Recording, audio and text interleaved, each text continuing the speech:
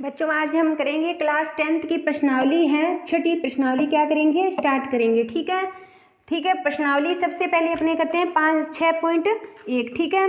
अब 6.1 में पहले 6.1 में क्या है, रिक्त स्थानों की पूर्ति। सभी वृत्त होते हैं। अब देखो जो भी वृत्त होते हैं सभी गोल आकृति के होते हैं।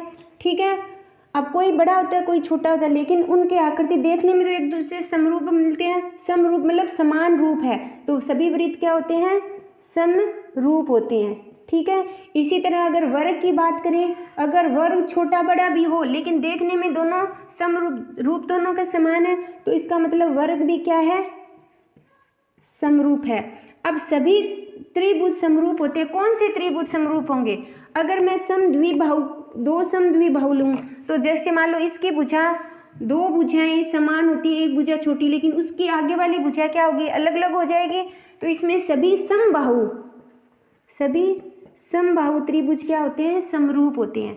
उसी तरह भुजाओं की समान संख्या होने पर दो बहुत समरूप होते हैं। अब भुजाएं समान है, मान लो 6 भुजाओं वाले क्या होगा, षटभुज होगा। ठीक है। षटभुज होगा तो वो क्या है, समरूप है। भुजाएं समान है तो उनके सारे संगत कोण भी क्या होंगे, हमेशा बराबर होंगे। ठीक है। और उनकी संगत भुजाएं, देखो षटकोण कैसे बनता है, इस आकृति के बनता है, तो सारी भुजाएं एक दूसरे के समांतर होती है, तो उनकी संगत भुजाएं एक दूसरे क्या होती है, समांतर होती है।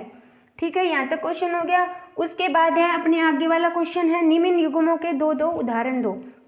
समरूप आकृति किस किस की होती है, अभी बताई थी, एक तो होती है वर्ग की और दूसरी वृत्त की। ठीक है।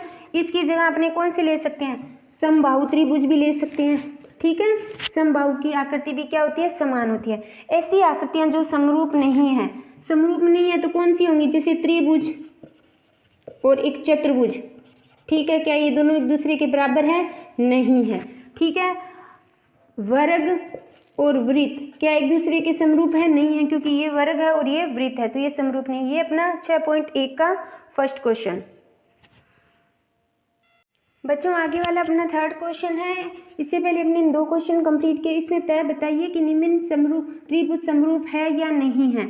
अब देखो दोनों त्रिभुज की बात करो, देखने में समान आकृति लग रही है क्या, नहीं, क्योंकि ये वर्ग लग रहा है और ये समांतर चतुर्भुज लग रहा है। वैसे देखने में भी समरूप नहीं है, लेकिन जब वर्ग लग रहा है तो इसका मतलब इसकी सारे कोण कितने डिग्री होंगे, 90 डिग्री होंगे। ठीक है। और इसके कोण क्या 90 बन रहे, कोई भी नहीं बना। समांतर चतुर्भुज में एक भी कोण 90 डिग्री नहीं बनता, तो अतः संगत कोण असमान है। ठीक है। ठीक है। संगत कोण असमान है, इसलिए दोनों एक दूसरे के समरूप नहीं है। बच्चों अब हम करेंगे 6.2 स्टार्ट करेंगे। ठीक है।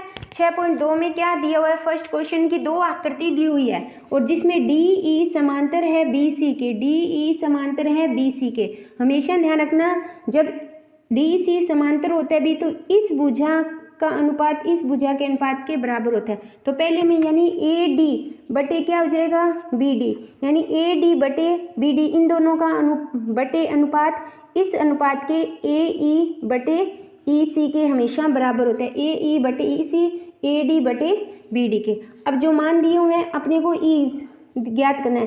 AD कितना है, 1.5, ये हो गया 3, AE 1 और ये हो गया तुम्हारा C। तिरछा गुना करोगे तो EC बराबर 3 बटे 1.5, पॉइंट हटाएंगे 0। EC के मान कितना आ गया, 2 सेंटीमीटर।